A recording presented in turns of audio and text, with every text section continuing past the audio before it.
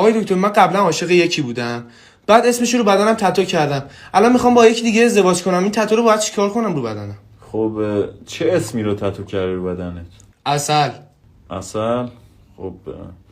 خب جلوش بنویس 100% طبیعی که یه شک نکنن دیگه. میان عسل 100% طبیعی، کسی نمیفهمه.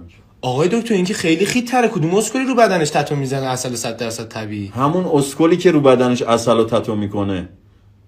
حالا بذار فکر کنم.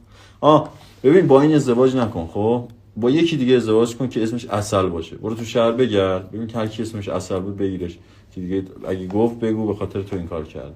یعنی چی آقای دکتر؟ من اینو دوست دارم آخه. زر نزن بابا، تو هم همه رو دوست داری. همین که گفتم انجام بده. 250 تومن نفر بعدی گم شو پاشو.